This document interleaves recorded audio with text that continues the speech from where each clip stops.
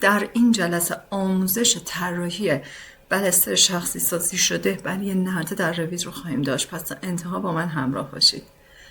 سلام، من الهام کیانی هستم. با کانال یوتیوب الهام آرکن لایف با شما همراهم. اگر تا به این لحظه کانال رو هنوز سابسکرایب نکردید، بزنید رو دکمه سابسکرایب، نوتیفیکیشنتون رو اکتیو کنید که هیچ آموزشی رو از دست ندید. من سعی میکنم به روش‌های مختلف بلسترها رو طراحی کنم که شما با تمام مدل‌های اکستروژن و وید آشنا بشین و بتونین ازشون در طراحیاتون استفاده کنین. در این جلسه از وید استفاده میکنم و جلسه آینده از اکستروژن. اوکی، بدون معطلی بیشتر وارد روید بشیم و آموزش رو شروع کنیم. خب دوستان، پروژه رو روی مت تنظیم کردم. بریم وارد فامیلی ها بشیم و شروع به ترسیم بلستر کنیم. وارد فایل میشیم، نیو رو میزنیم و روی فامیلی کلیک میکنیم. همونطور که میبینید اینجا 3 تا بلستر داریم. یکی بلستر پنه و یکی هم بلستر پست. در این جلسه میخوایم از تمپلیت بلستر پست استفاده کنیم و بلستر هامون رو ترسیم کنیم. به محض ورود UN رو میزنم و پروژه رو میذارم روی و فامیلی رو میذارم روی میترز. 2 decimal places و یونیت سیمبل هم میذارم روی M و اوکی و اوکی.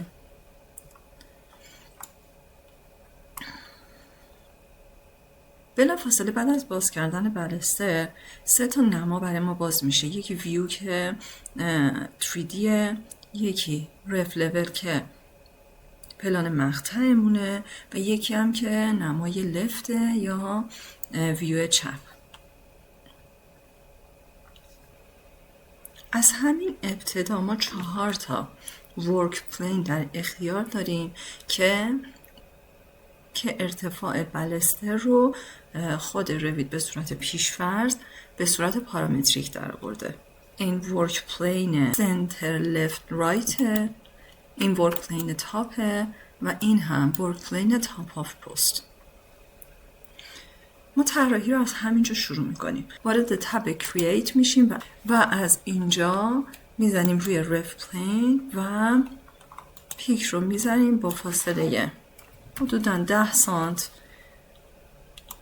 اینجا و اینجا.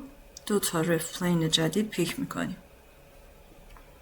اگزیت میزنیم، از حالت رف پلین خارج شیم، وارد کرییت میشیم و از تب کرییت اکستروژن رو میزنیم. چون در ویو لفت هستیم، ورک پلینمون رو روی سنتر لفت رایت تنظیم میکنیم، اوکی میکنیم و حالا شروع به ترسیم میکنیم.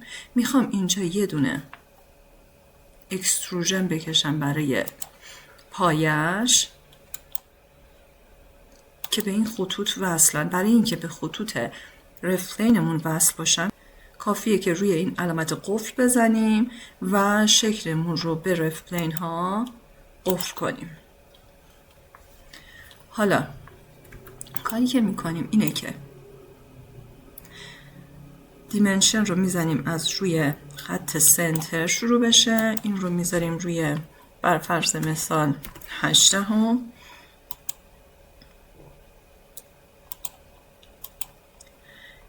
اینو میذاریم روی 16 که کاملا وسط بیفته و این هم که روی 10. اوکی میکنیم. به نمای رف لول میریم. ZA رو میزنم که زوم آل کنم. حالا باید این باتن رو که ترسیم کردیم، این المنتی که برای باتن ترسیم کردیم، در محل تقاطع 2 تا رف پلین قرار بدیم. در صفحه رف لول ما 2 تا رف پلین داریم. یک رف پلین سنتر فرانت بک، رف پلین لفت رایت. برای اینکه مقطعمون دقیقاً در وسط کار قرار بگیره و طراحیمون درست انجام بشه، کافیه که این شکل رو انتخاب کنیم و اکستروژن انجش رو میذاریم روی 8 سانت و این هم میذاریم روی منفی 8 سانت. اوکی، میبینید که دقیقاً بر روی مرکز رفت پلین همون قرار گرفت. دوباره وارد نمای لفت میشیم. کرییت رو میزنیم، اکستروژن رو میزنیم، دوباره ورک پلین رو بر روی رفت پلین سنتر لفت رایت ست میکنیم، اوکی میکنیم و یک مستطیل پیک میکنیم، اینجا ترسیم میکنیم.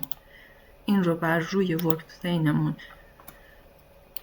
قفل میکنیم تا اینکه به ورک پلین ها متصل باشن و با ورک پلین ها حرکت کنن. خب حالا کافی از الاین اینجا استفاده کنیم تا تاپ و باتم به یک سایز بشن. اینها رو میتونیم قفل کنیم و فینیش. دوباره وارد رف لول میشیم. مستطیلی که جدید ترسیم کردیم رو انتخاب میکنیم و بهش اکستروژن میدیم. 8 سانت مثبت 8 سانت و استارتش هم میذاریم از منفی 8 سانت. و حالا کاری که میخوام بکنم اینه که تاپ و باتم رو به صورت پارامتریک بکنم. چیکار میکردیم؟ اول دی آی رو میزدیم و اینجا دیمنشن این قسمت و دیمنشن این قسمت رو به صورت جداگانه میزنیم. هر کدوم رو به صورت جداگانه انتخاب میکنیم، روی create parameter میزنیم و بهش نیم میدیم. این رو اسمش رو بذاریم تاپ و اوکی. و حالا این دیمنشن رو انتخاب میکنیم، بهش پارامتر نسبت میدیم و اسمش رو میذاریم باتم و اوکی میکنیم. خب الان تاپ و باتم هم به صورت پارامتریک شد و از اینجا بهشون دسترسی داریم. ببینین اینجا بلستر هایتیه که خود روید به صورت پیشفرض برای ما به صورت پارامتریک در آورده بود و اینجا باتم و تاپ رو داریم که خودمون به صورت پارامتریک در آوردیم. اوکی، حالا کاری که میخوایم بکنیم اینه که بدنه بلستر رو ترسیم کنیم. برای این کار کرییت میشم و از پنل فرم اکستروژن رو انتخاب میکنم و دوباره ورک پلینم رو بر روی رفرنس پلین سنتر لفت رایت ست میکنم و اوکی میکنم و یه مستطیل بین این دوتا مستطیل با همین عرض ترسیم میکنم. فینیش رو میزنم، وارد ویو رف لول میشم و از اینجا بهش اکستروژن میدم. 8 سانت مثبت برای اند اکستروژن و استارت اکستروژنش رو منفی 8 سانت میذارم. خب بدنه بلستر هم در جای درستش قرار گرفت. بریم با هم دیگه یه طراحی بر روی بدنه بلستر به کمک فرم بکنیم. بچه تو آموزش های قبلی ریوالو رو بهتون آموزش دادم. الان میخوام از void فرم ریوالو استفاده کنم، یعنی void ریوالو. کافیه که void ریوالو رو بزنیم، ورک پلینمون رو بر روی رفرنس پلین سنتر لفت رایت ست کنیم و اول شروع میکنم به ترسیم باندری. روی لاین میزنم و از اینجا شروع به ترسیم ریوالومون میکنم. حدوداً 3 سانت میام پایین، حالا حدوداً 3 سانت، 2 سانت. این اندازه همه بسته به طراحی شماست. بر اساس طراحیتون شکلتون رو ترسیم میکنیم.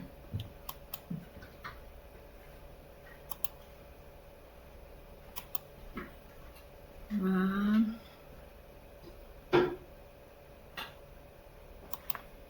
اینجا کل این شکل رو انتخاب میکنیم و به کمک DM یا Draw Access Mirror Draw Access میرر میکنیم برای پایین. آرک رو بر میداریم و از اینجا یه آرک ترسیم میکنیم. لاین بر میداریم و باندریمون رو میبندیم. خب بانجیمون تموم شد. حالا باید آکسمون رو انتخاب کنیم. اکسس لاین رو میزنیم، پیک رو میزنیم و این ورک پلین رو انتخاب میکنیم برای آکس و کافیه که فینیش رو بزنیم، کات رو بزنیم و میبینید که چقدر حرفه‌ای تونستیم یه بلستر ترسیم کنیم. کافی بلسترتون رو انتخاب کنید.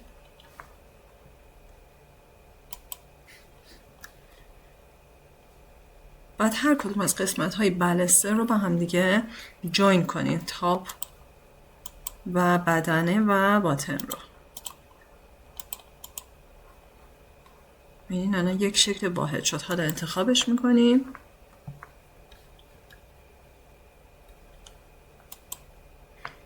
و از این قسمت بهش متریال مورد نظرمون رو میدیم. بر فرض مثال وود نداریم، کرییت میکنیم، کرییت نیو متریال، رینیم رو میزنیم و اسمش رو میذاریم وود. از asset library وارد سرچش میشیم و وود رو سرچ میکنیم.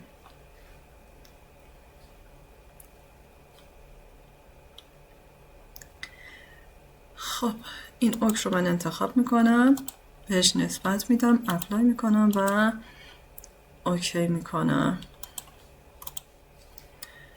وقتی بذاریم رو حالت ریالیستیک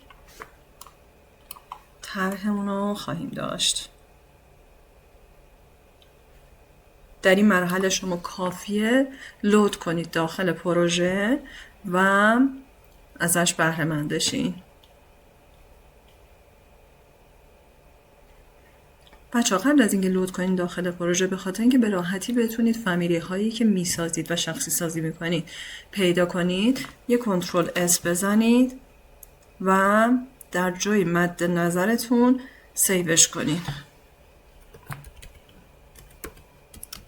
وودن بلستر.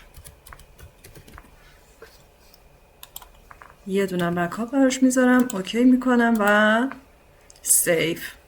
اینم از آموزش این جلسه. کامل یاد گرفتیم با هم دیگه چطوری یه بلستر رو شخصی سازی کنیم. کافیه که این بلستر رو لود کنید داخل پروژهتون و در پروژهتون برای طراحی نرده از این بلسترها استفاده کنید. در جلسه آینده بعد از اینکه بلستر رو با هم دیگه طراحی کردیم، نرده هم ترسیم میکنم تا ببینید که چجوری میشه از این بلسترهای شخصی سازی شده در پروژهاتون استفاده کنید. دوستان ممنون میشم اگر این ویدیو براتون مفید بوده لایک کنید، برای دوستان مهندستون شیر کنید. مرسی که تا این لحظه همراه من بودین. خدا نگهدار.